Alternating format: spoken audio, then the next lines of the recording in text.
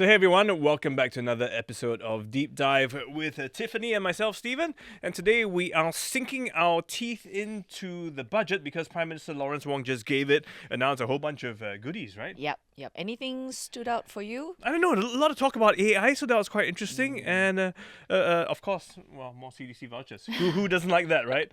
I think the one thing that stood out to me was that the merger between SkillsFuture and Workforce Singapore. I felt that was a bit of a long time coming, but we can get into it a little bit more later on. Well, let's do just that because we do have a lot to talk about. And with us today, we have Associate Professor Walter Theseira from the Singapore University of Social Sciences. Hey, good to be here. And Dr. Reuben Ang from the Lee Kuan Yew School of Public Policy. Great to be here.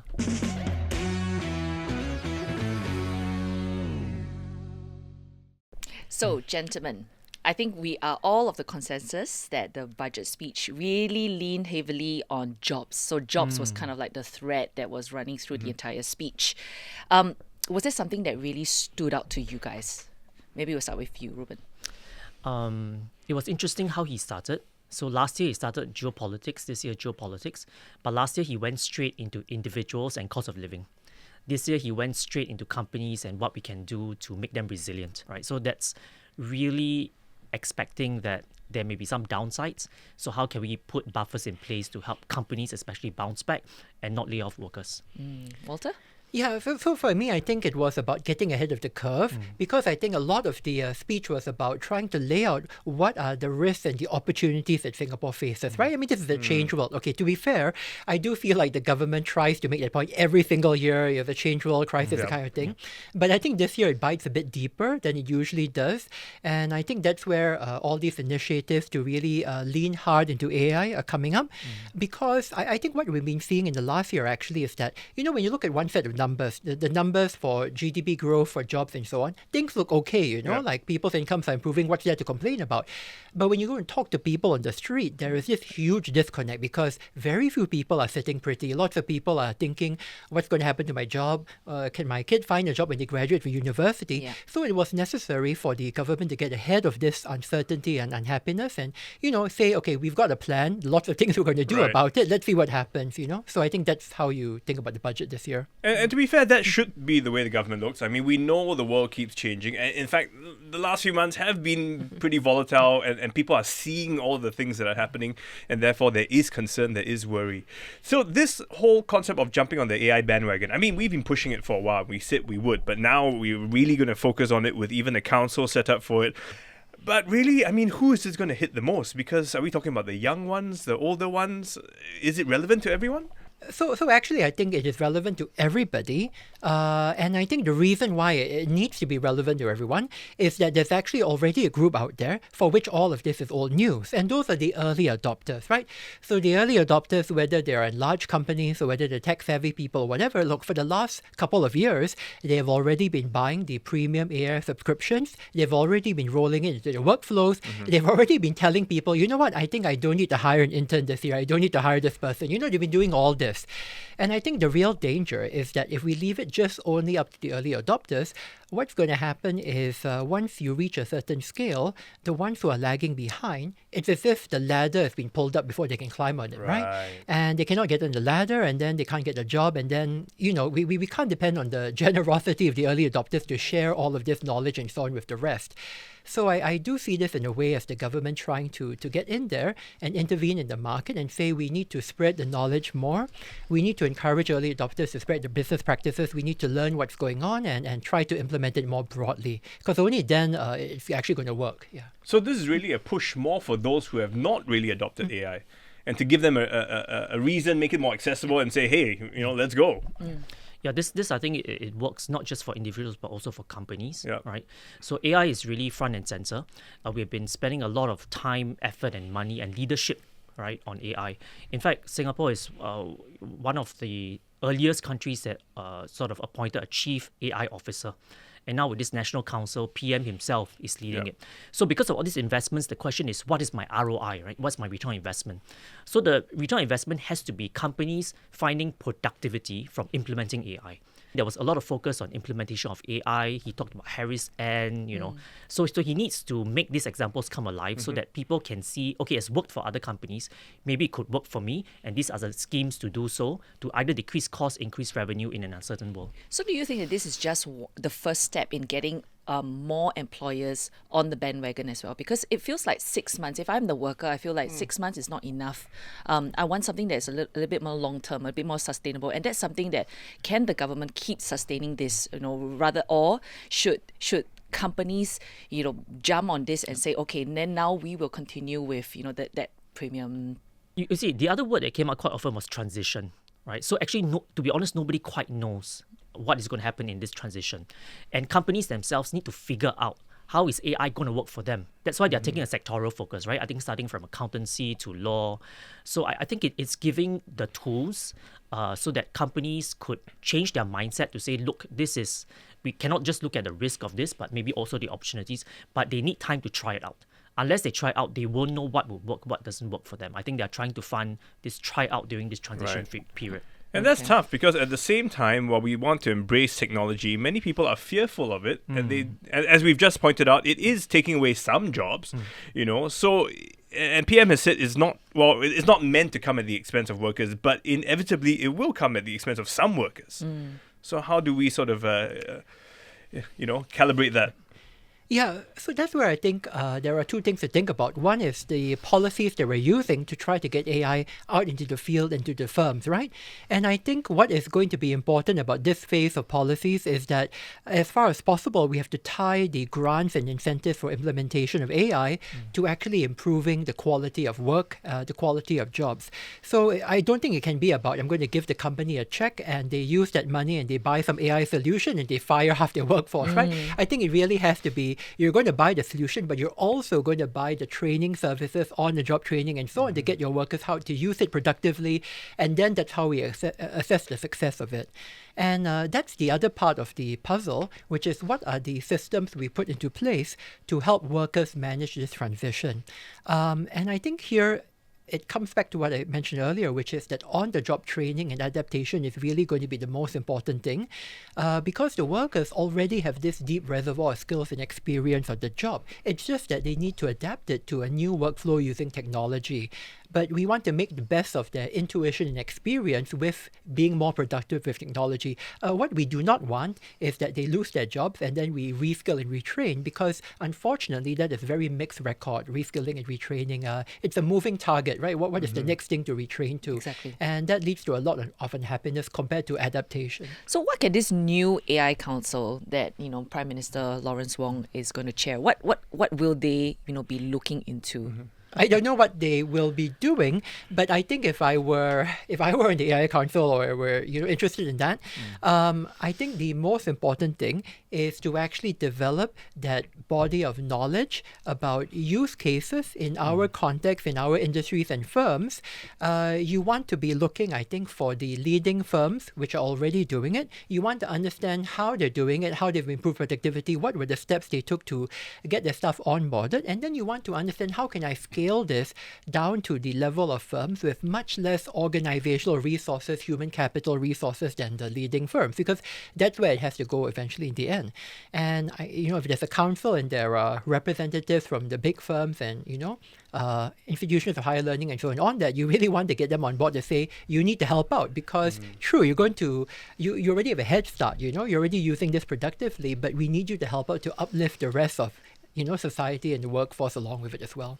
But why make this a national agenda? Because if I compare with countries like, let's say, the United States, right? I mean, Silicon Valley is full of people who are like that. They are innovators, and then people look at that and they see it as inspirational, and then they move along with that. So the private sector drives that. So in this case, why do we make it, so I guess the government driving it? Yeah, so prescriptive. Like this has to happen. We need to have a council, and then we need to have this. Yeah, it just feels like AI is no longer seen as flavor of the year. AI is here to stay, right? So there's a saying that it's not an era of change, but a change of era. So because of that, AI now needs to be whole of society, whole of government. That's why the Prime Minister himself is taking that leadership. I think, to be honest, there's a lot of AI anxiety. So I think the council is strategic, but there's also a psychological dimension to it. To say, look, we got you at the highest level. Let's try to figure this out together. Again, bringing back to the we first society, then he talked about let's not be spectators, let's work on this together. I think that's what they're trying to get with this. Yeah, so we're really putting it on the agenda and saying this will be a priority and we're going to look at it. And it's not just something that if it happens and if it does well, but we're going to put it on our radar. So let's move on and talk about, the workforce, because that's another, jobs are always a concern. And we had Workforce Singapore and SkillsFuture. SkillsFuture being the one where we can tap into, get money to sign up for courses. They will be merged into a new stat board. Well, many are saying, it's about time. Yeah, so I think the merger is really about trying to solve this problem that for most Singaporeans, training is a means to an end, right? I mean, of course, we do have many Singaporeans who train for personal interest and fulfillment and so on. But the end a lot of us care about is, can I get a good job with that, right? And I think this merger is a bit about trying to bridge that gap between, on the one hand, training which may be perceived to be not sufficiently practical or applicable to jobs. And on the other hand, you have got employers and work processors out there who need skilled workers and they don't know where to get them from and they don't know how to implement the training system to necessarily get them. So I think it's about trying to bridge the gap between that. I think from the user perspective, that is the Singaporean looking for training, it will be crucial, I think, in this to really improve the ability of the system to help to match workers with good, realistic training options, to give them more information about the outcomes or prospects from training, to really, strengthen the link between the training and the end that I care about, which is the better job mobility and so on. But I always thought that they were kind of talking to one another. So if I go for SkillsFuture upgrading, I was under the impression, or maybe I was sold the idea that the people on the workforce side will acknowledge that and they will see that and they will match me with jobs. So I think this is complicated by the fact that there are two agencies, right? So there may be some duplicative, sort of activities. So I think this part of this integration approach, hopefully do some sort of last mile nudging. To say SkillsFuture credit is not just for upskilling. It's upskilling for you to get an adjacent job or to get a job, you see. That's where WSG comes in. So I think it's really to tighten the value chain and to make it as seamless as possible. So it goes back to what Walter was saying about how I guess you kind of don't know the end goal, because I sign up for this course, but it's not like, if I sign up for ABC course in this, therefore I will get an internship at this company and therefore it will lead to a full-time job at this other company. None of that is promised down the line, right? So you end up taking a course and then you end up spending another 6 months still looking for a job. And then people will say, well, actually, maybe I should have taken another course. Yeah, I would say that kind of promise is only integrated into a subset of our skills training, because we have had much more structured skills training, which works hand in hand with industry, which pre-identifies industry jobs and roles, has a structured training regimen, and also pre-selects the workers to go for such conversion, right? But that is a minority. And actually, one of the issues, of course, is that with such specific programs, you're actually just shifting the locus of where you make a decision on people down to the skills training end, right? So instead of deciding to interview people and hire them, you're deciding, do I like this person enough to admit them into the training program? So it's kind of narrow by necessity. Whereas I think the SkillsFuture credit training has been much more broad-based. And because it's broad-based, we want as many Singaporeans who are interested to take it. But that also means that we just can't put into place a funnel or a checking system or something to make it so, discriminatory that once you graduate from it, you're definitely 100% qualified for an amazing job. It's just, where do you put the funnel? Yeah, we spoke about this on an episode about the SkillsFuture credits as well. And I think there was this, there's two schools of thought, right? That if you use the credits, it translates to a good job. But then on the other hand, we also want people to use the credit so that they can enjoy learning. So that in general, we progress as a country, that, I have my interests, but now putting them together into a stat board is kind of sending the signal, isn't it? That it is tied directly to a job. So how is that sort of helping us as a nation to just enjoy learning? I think now it feels with this merger a little bit more functional. I think it's important to balance the functionality of the SkillsFuture credit with just enjoying learning. Yeah, so maybe that will help, streamline the process and make it a bit clearer for people who sign up, so they know that when this costs, if it's floor arrangement, then I know generally I'm not going to get a job just, unless I'm opening my own flower shop, then can maybe... be an entrepreneur, which I think fits very well into our next point about local businesses. Let's talk about local businesses a bit. Manpower. Manpower. That's always a big hurdle for many entrepreneurs and smaller companies. And now we're saying the S-Pass minimum salary and the Employment Pass minimum salary will increase. Work permit levies will also increase for certain sectors. So a lot of businesses will be like, are you kidding me? Yeah, that's what they're thinking, right? Yeah, it's so hard to find a local workforce. So what does that mean for me now? It is this process of continual calibration that we have to carry out in the local job market because the problem is with our foreign employment policy. If we don't calibrate, then there's going to be a certain number of local employers who would like to take the easier way out, you might say, and then basically rely on lower cost foreign manpower to keep their costs down rather than going for productivity. So I think every year you have to calibrate it because as Singaporeans enjoy higher skills, higher productivity, higher wages and so on, it becomes even more important to ensure that we are reserving the foreign manpower slots for people who can actually truly value add and not just replace Singaporeans at a lower price. But I think the other part of it, of course, is that we just can't calibrate only. We have to do some business transformation or at least try to kickstart it. And I think that's where the basically the incentives to adopt AI and business transformation and so on really come into place. So the message to businesses, I think, is, kind of like, we know what some of you are up to. You're just trying to find the least cost way out, but you really can't keep doing this because this is not sustainable. And here is our carrot. So can you please take up the carrot and really transform in a meaningful way? I see. And so will this then also result in, I guess, companies maybe, not hire so much, like maybe pause in terms of their hiring because they're also, at the end of the day, they're also thinking that I need to funnel some more money into my labor. I guess you would just do the math, right? If now the levy is this price, considering the whatever accommodation, the cost of bringing in this worker is... And then I have to do AI as well. No. So now AI. you would compare it to AI. If I go subscribe to this platform, I get to pay this fee and do this, which is 60% of what the guy would do. Is it worthwhile? Yeah. So what does that mean for, I guess, the local workforce, like people like me? It's really tough because I think, we are trying to be an education hub as well. We have a lot of foreign students with us, top bright foreign students around the region. And it also means that it's very hard for them to carry on their trajectory in Singapore with this higher EP cost and, S-Pass, right? So that's probably something to think about. How do we sort of balance it out so that talent can flourish, top talent can come here, right? And companies will be open to getting this top talent because it takes a while to groom this top talent, and we want them to be groomed in Singapore.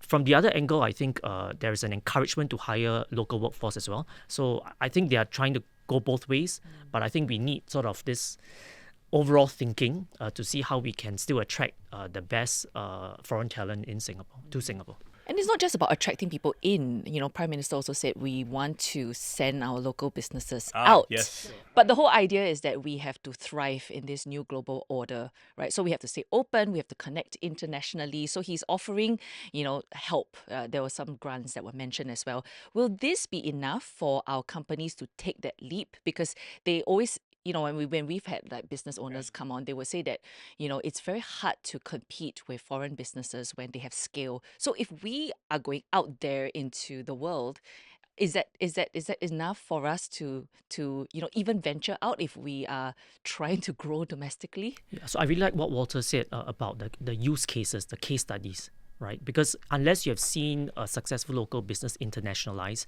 it's very hard to understand what's the pathway. So yes, incentives are great, but for rubber to hit the road, I need to see, I need to be given real life examples of how that can be done. Of course. And whether SMEs can work together to go to market together.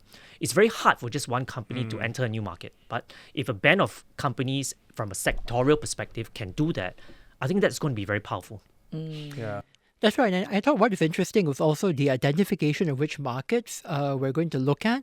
Africa, for example, South Latin America. I thought it was very interesting because I think these could be areas where there might still be some room for Singapore companies to have a bit of a comparative advantage in terms of bringing, basically the Singapore brand name along with them, which is, Singaporeans know how to make a business work, know how to look for markets, know how to, be productive, hopefully. So this is something we can go in there with. And these are important areas because they're not so well tapped by perhaps our competitors.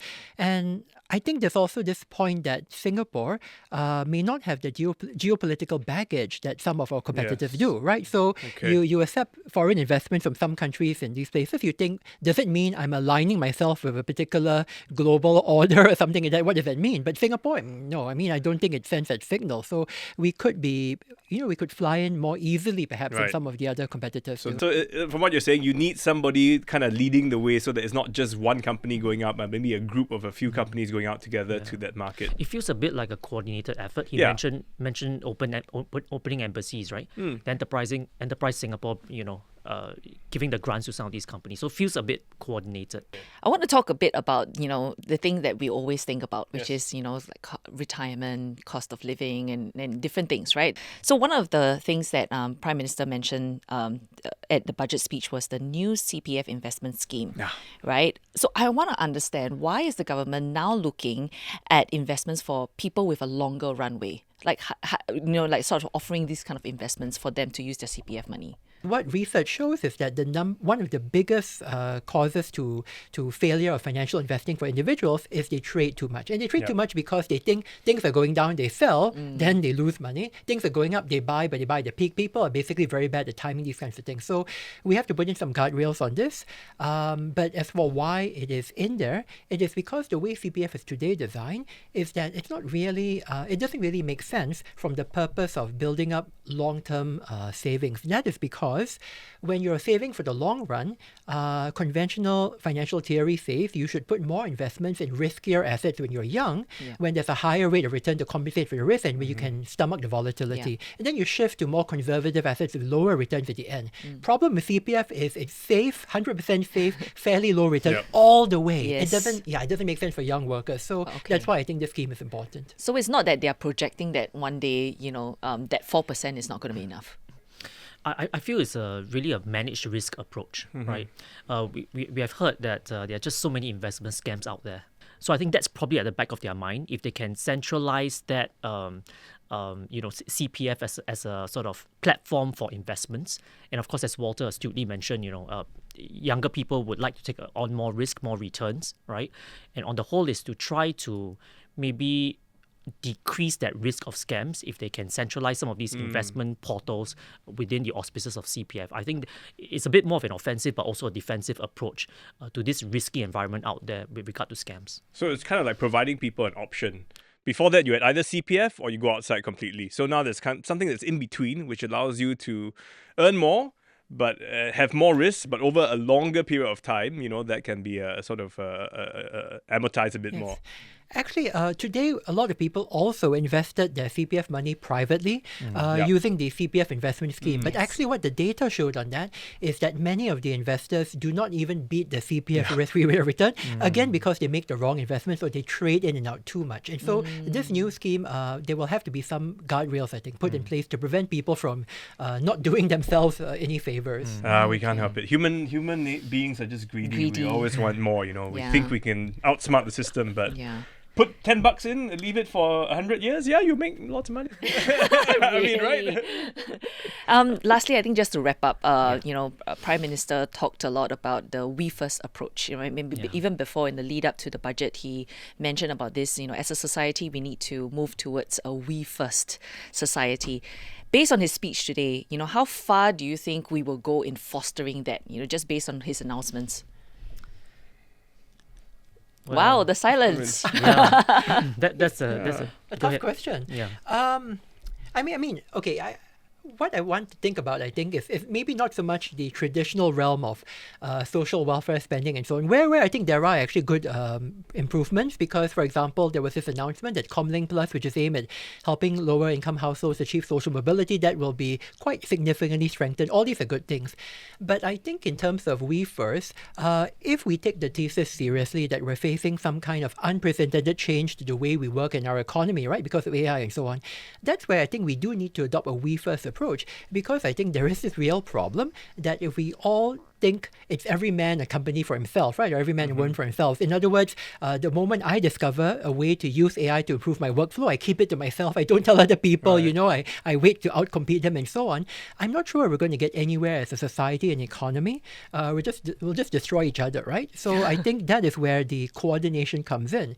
Having to learn best practices from the leading firms, the use cases, and then trying to disseminate them throughout the economy, I think that would be really helpful, because there is the big danger, and I think you see this also in talk about AI, because you see that a lot of the use cases, a lot of the investment, there's a thesis out there, which is that I'm going to corner the market on this and then take over everything, right? Yeah. That's what a lot of investors are trying to do. And so that would be corrosive if it were spreading at scale in Singapore, this concept.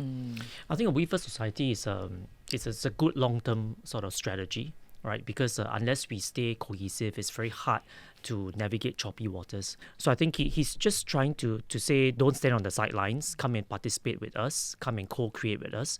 So I think that the inherent message is we need a very long-term strategy. Yeah. And that long-term mission that will take us there is this We First Society. We can't really stand by the wayside, and we need to be really participative. And I think the underlying message also to be participative and not be paralyzed by fear is that we can no longer have a fixed mindset. We need a growth mindset, right? So that's why there's SkillsFuture. So all these things are connecting the dots to hopefully help us reframe the future as one of opportunity rather than one of danger where we are paralyzed by fear. Yeah.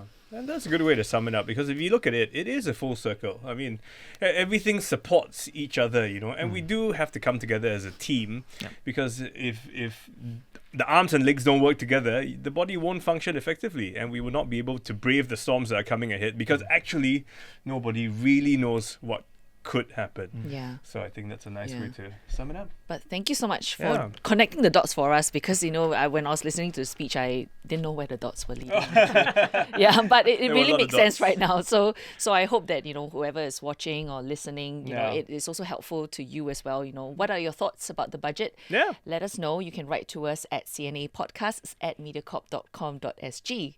Yeah. And stay with us, because over on Deep Dive, we've got lots more great conversation coming up with many special guests as well in the coming weeks. So do keep watching us.